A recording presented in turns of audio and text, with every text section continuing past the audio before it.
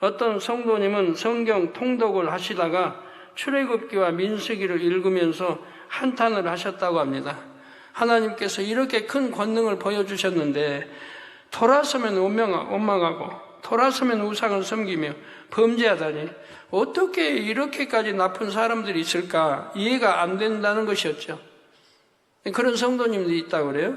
근데 저는 초신자 때부터 그랬습니다. 초신자 때 성경 읽으면서 이해가 도저히 안 됐어요.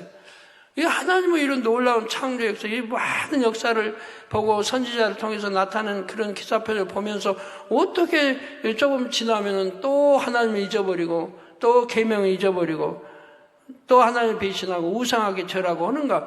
참 저는 이해가 안 됐어요. 초신자 때부터.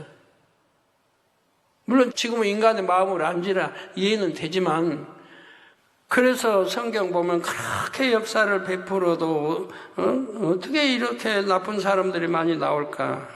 우상을 다시 섬기고 다시 범죄하고. 그런데 옆에서 이 말을 들으신 분이 설명하기를 집사님 그게 이스라엘 백성만이 아니라 변화되기 전에 우리 모습이에요 하자 그만 말문이 막히셨다는 것입니다. 그렇습니다. 이스라엘 백성만이 아니라 사람의 마음이 진리로 변화되기 전에는 아무리 큰 체험을 하고 은혜를 입어도 하나님의 사랑을 쉽게 저버립니다. 어제는 홍해를 가르신 하나님을 찬양했지만 오늘은 물이 없으니 죽겠다고 불평을 하지요.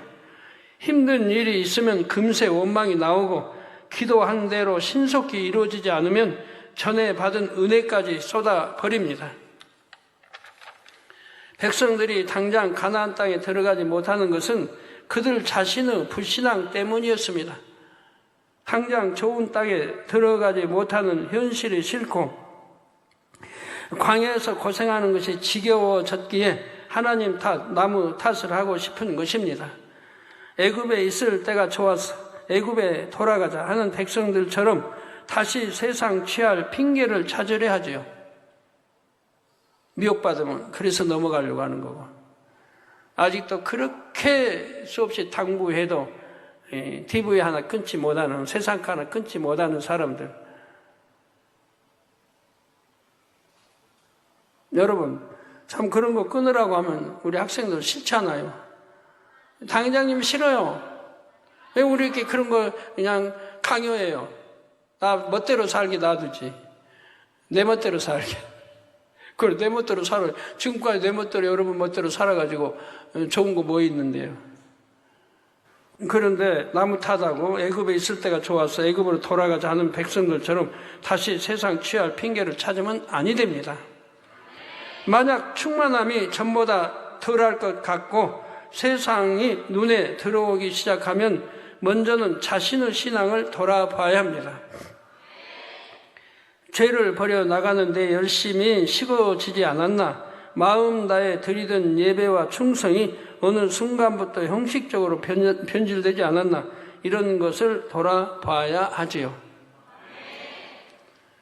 그런데 많은 사람들이 충만함이 떨어지면 자신을 돌아보기보다 뭔가 남의 탓을 하고 환경 탓을 하려 하지요.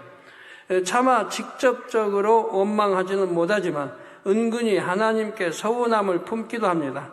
이럴 때는 고라 같은 사람들이 나타나면 쉽게 귀를 기울입니다.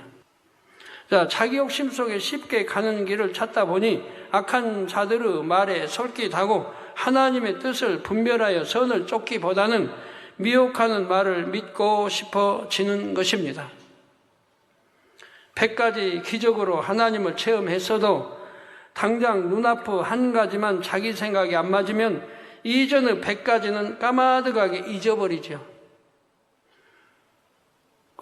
그 이전에 100가지 아니면 99가지가 있는데 왜 하나 때문에 99가지 은혜로운 그러한 것을 잊어버려야 됩니까? 하나 때문에. 어떻게 99의 그 은혜 받은 거하고 바꿀 수 있느냐 이 말이에요. 그건 말도 안 되죠.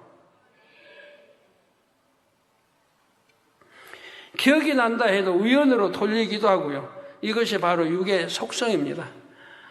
작년에 수련 때 그 비 그친 거 우연일 거야. 어떻게 기도해서 하늘이 갈라지고 그렇게 비가 멎고 구름이 갈라지고 그렇게 해. 그러면은 그날 하루에 일어나는 그 많은 치료 역사는 어떻게 말할 것이고, 희귀병, 참 병원에서 어찌할 수 없는 희귀병들을 엄청 많이 치료받았잖아요.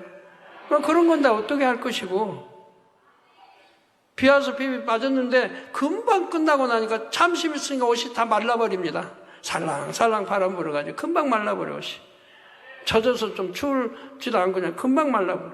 그런 건다. 또 모기 뭐 이런 나방 그런 거 한 마리도 없고, 그리고 온도가 그렇게 낮아서 집병이 딱 좋게 만들어진 것은 또 어떻게 할 것입니까? 그 많은 역사들을 보면서도 우연히 치료 돌릴 겁니까? 그러면 한 번입니까? 다음 날은? 또 그 다음 날은? 육의 속성이란 자꾸 의심하면 의심으로 빠지는 것이고, 좋지 않은 것으로 빠지고 원수마귀가 그렇게 미혹에 끌어가려고 한단 말이에요. 이스라엘 백성들만 아니라 6,000년 경작의 세월 동안 많은 인생들이 그랬습니다. 때로는 하나님께서 노아의 홍수나 소돔과 고모라의 심판처럼 공의를 행하셔야 할 때도 있었습니다. 죄악이 한계에 이르면 더 이상 기회를 줄 수가 없습니다. 하나님이 정해놓으신 법도가 있어요. 한계. 유구의 병도 어느 정도 한계를 넘어버리면 아버지 치료하지 않으신다 그래요. 그 안에 회개하고 돌이켜야지. 그래 뭐다 한계를 넘어가지고 이제는 암 몇 기다 뭐 하면 그때서 이제 회개한다고 나온단 말이에요. 근데 회개나 제대로 하나요? 못하지.